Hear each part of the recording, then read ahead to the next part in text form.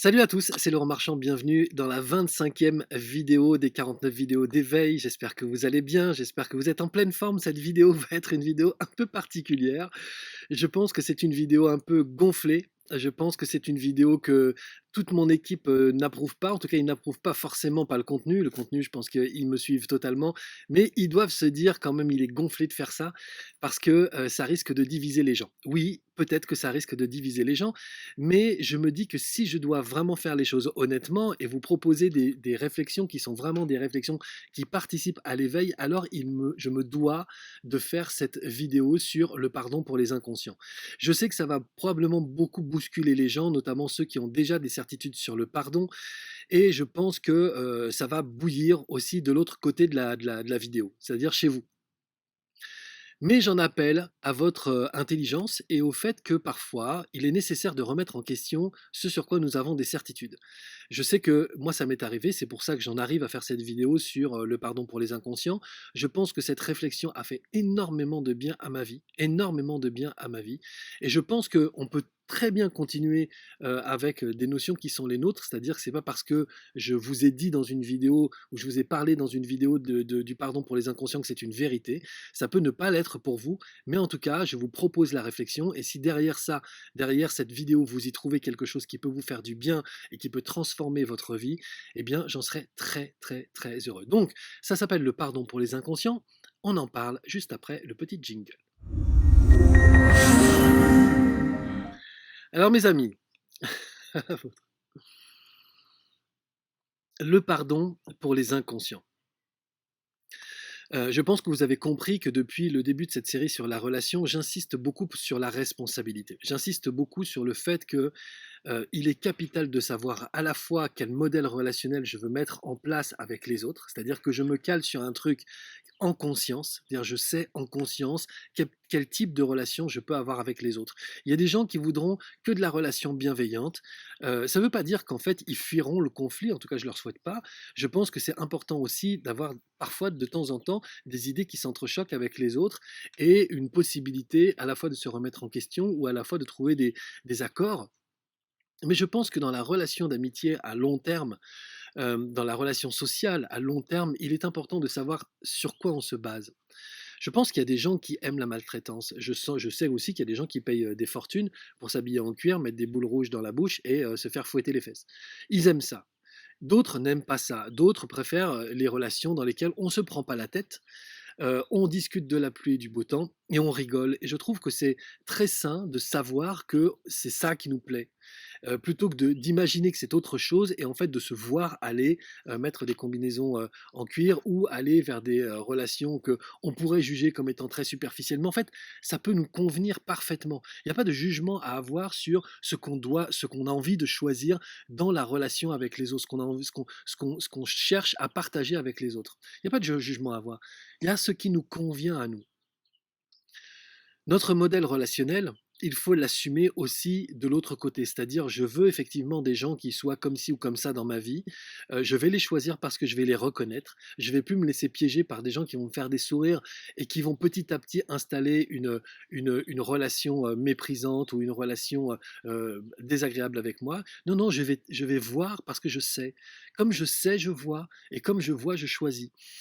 Donc ce modèle relationnel va être mis en place et moi, je dois assumer ce modèle relationnel, c'est-à-dire que je dois aussi m'engager dans ce même type de relation. Je ne veux pas des gens agréables avec moi et puis moi être un emmerdeur avec tout le monde parce que j'ai pas réglé mes problèmes de contrôle, mes problèmes de rigidité, parce que j'ai des peurs qui sont pas assumées ou parce que j'ai une susceptibilité à fleur de peau et du coup la moindre personne qui me dit quelque chose, je monte dans les tours et je commence à gueuler dans tous les sens.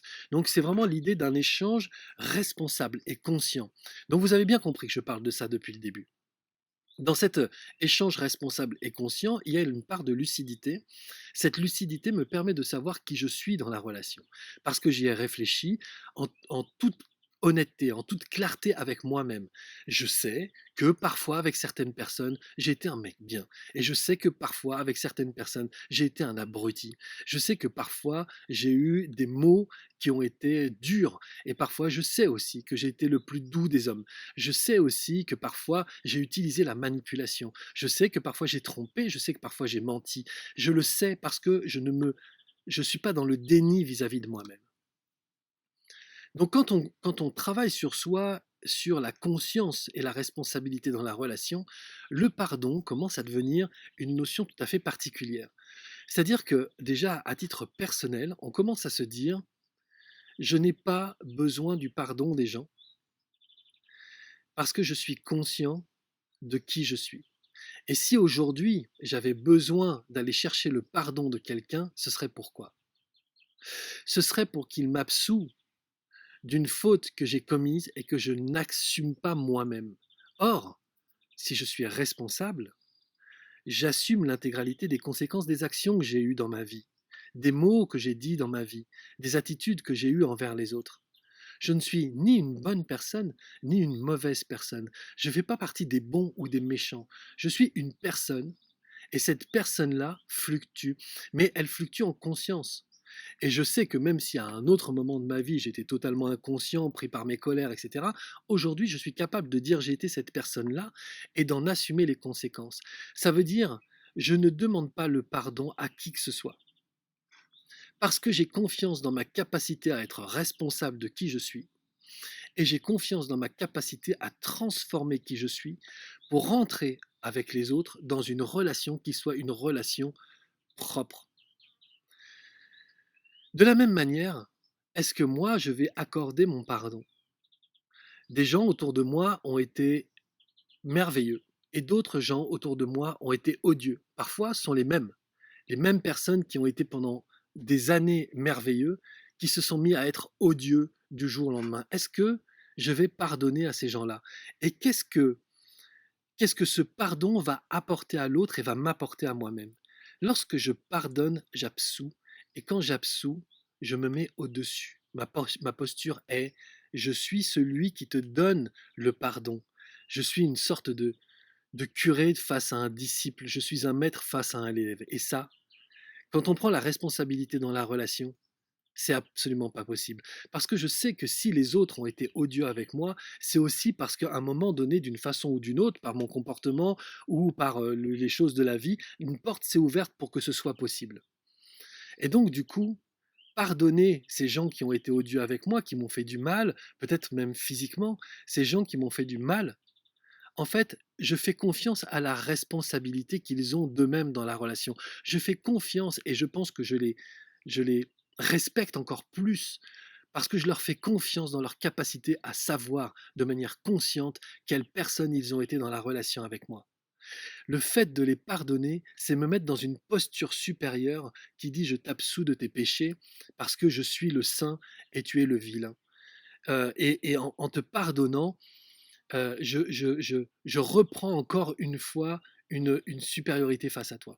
Et puis pour l'autre personne, parfois, et c'est pour ça que je dis le pardon pour les inconscients, c'est-à-dire qu'en fait, il faut véritablement être inconscient pour aller chercher le pardon des autres en se disant s'ils me pardonnent, alors ça veut dire que je suis pas trop mauvais. Ça veut dire qu'on peut me remettre dans la case des bons. C'est toute une dualité, c'est tout un état d'esprit du bon et du mauvais, du grand et du petit. C'est l'état d'esprit de la dualité. C'est pas l'état d'esprit du un, du tout. C'est pas du tout spirituel. C'est très manichéen.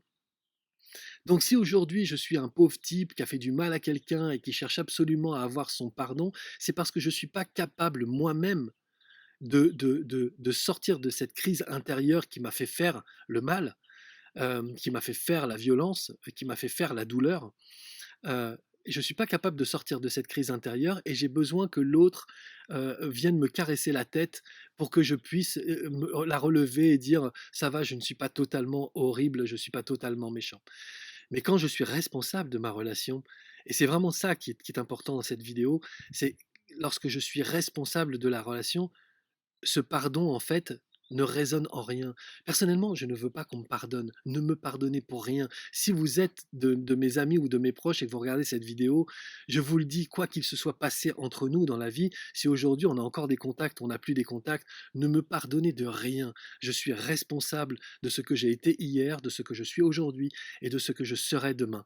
Et toute ma conscience, toute mon ouverture, tout le travail que je fais me permet, si possible, bien sûr, évidemment, j'ai moi aussi mes aléas, j'ai moi aussi mes petits dénis, mais si possible, me permet de prendre la responsabilité de ça et de me transformer, c'est-à-dire de regarder qui j'ai été et de réfléchir à est-ce que ça me convient, est-ce que ça me convient pas.